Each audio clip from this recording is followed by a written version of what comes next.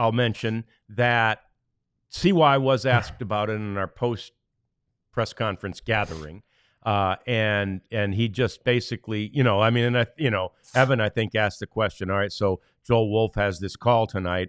Is there anything we should know on your end?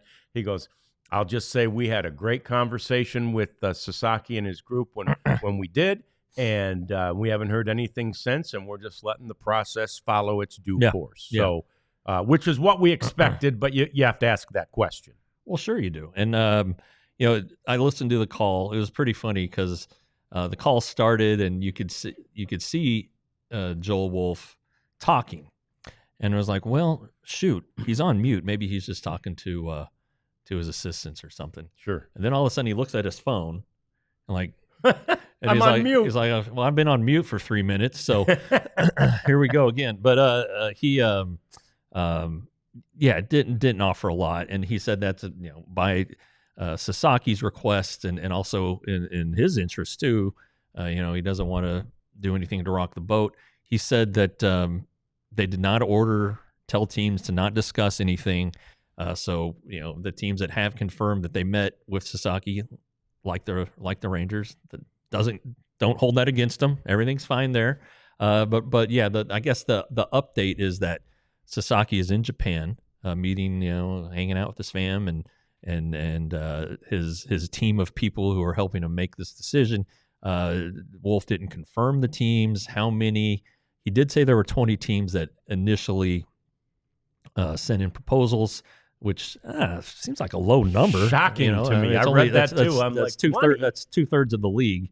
Throw it in there. See what happens. Which 10 teams didn't want this guy? Right, exactly. Or else they're like, we're never going to get him. Start wasting our time. It's interesting. Wolf at least is cognizant of the fact that this is going to affect a lot of international players and Latin American players because of the January 15th window. Nevertheless, he doesn't expect Sasaki to sign on January 15th. Yeah. He thinks this is going to go right up to the deadline. The next step, I don't think Wolf knows. He said that Sasaki is driving the ship.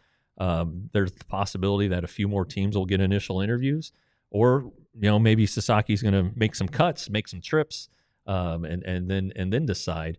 It doesn't sound though like anything is going to happen here until maybe late next week. Just with travel and considerations and all of that, holiday and whatnot. So just kind of waiting and seeing. But a couple interesting things. The meetings were in Los Angeles. No players. Sasaki didn't want any players in there. I like that, which I thought was interesting.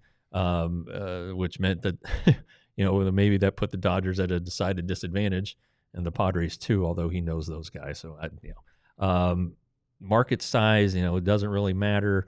I still think though that the media thing is gonna be a factor. And when you look at the Dodgers team, they have American media, and then they have a fleet of Japanese reporters. And if he has issues with the Japanese media, Sasaki that is, there's going to be 30 people every game, every day, tracing his every step. Not saying that that's going to ultimately determine it, but I think that's a factor. And then it was interesting though. Joel Wolf said Sasaki was incredibly prepared, and actually gave teams like what he called a homework assignment. I saw that, and it basically was an exercise to see how they would respond analytically and how they would handle particular situation. I think maybe it never specified that either, but kind of make the team think on their feet.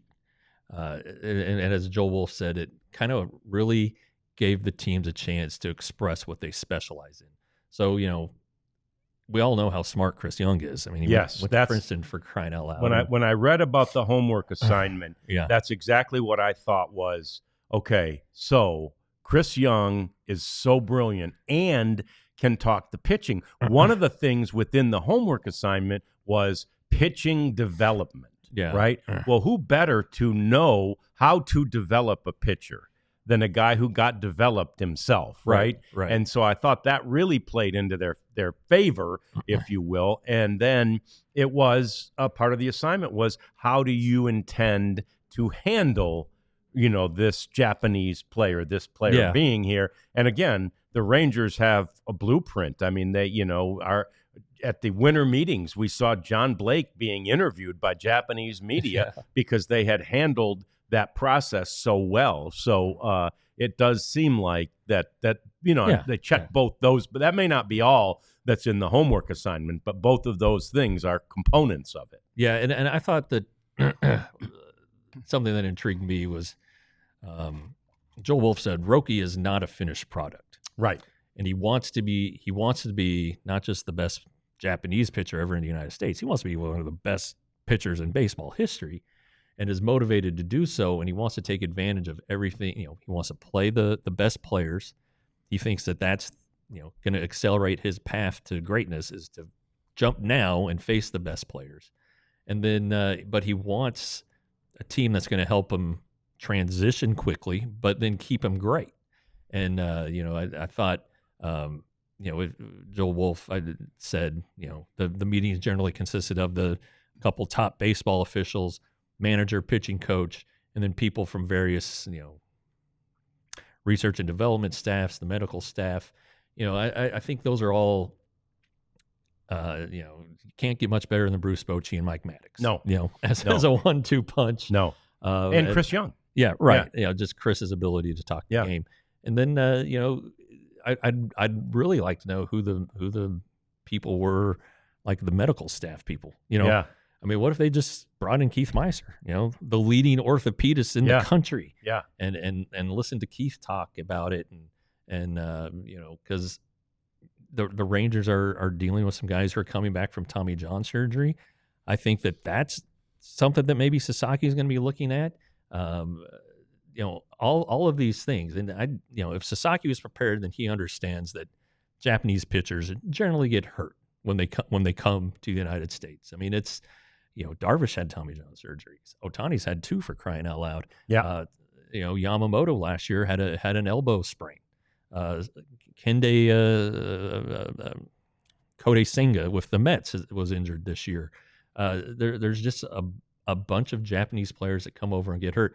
Tanaka, who apparently was Sasaki's favorite player growing up, he never had Tommy John, but that last year of the Yankees was just he wasn't throwing fastballs because it hurt his arm, it hurt his elbow. So it'll be interesting to see how that happens. How to hear it. We're not going to hear it till after the fact, if we hear it at all. Maybe the team that wins will go in detail about the process, but probably not.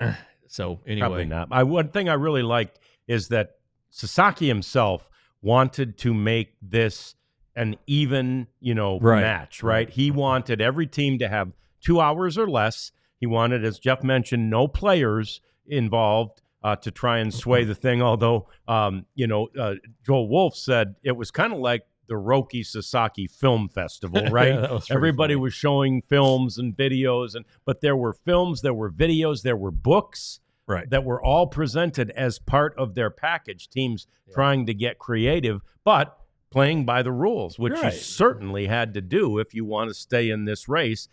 We only know that 6 teams are still in it, right? Strangely, the one that's not on the list that we think probably really is the Padres. Yeah, I think I saw something yesterday where they are believed to have met with Sasaki. The one that surprises me is the Mariners, just because, gosh, you look at their rotation, it's like, shoot, these guys are homegrown. They're doing something. They're doing something right. As you've mentioned, they have, of course, the rich history with Japanese players, namely Ichiro, is going to be going into the Hall of Fame in 2025. And then, I've had some really good Japanese food in Seattle. So. All kinds of the Asian food market there is unbelievable. So that one surprised me. And maybe they're one of these teams that does get an interview, or maybe there was just something there he didn't like. But anyway, not a lot came from yesterday. I think that's the biggest thing, that came from it, is there's no timeline going forward, when round 2 is going to begin. And I don't know that we'll get an update on like who's made the cut. So I agree. I think this might be the last time we hear from Joe Wolf for a while. Yeah. Wow. Okay. So that's good. One other thing that I did want to mention, sometimes you read between the lines, and Joel Wolf said in there, next step might be that he comes and visits a couple of cities, right? So it seems like, he's narrowing it down maybe to a couple, 2, who knows, 3. We'll see what happens. But he's probably not going to visit all 6 or 7 or 8 of the cities that are known to have spoken with him. We all silly like the mayor.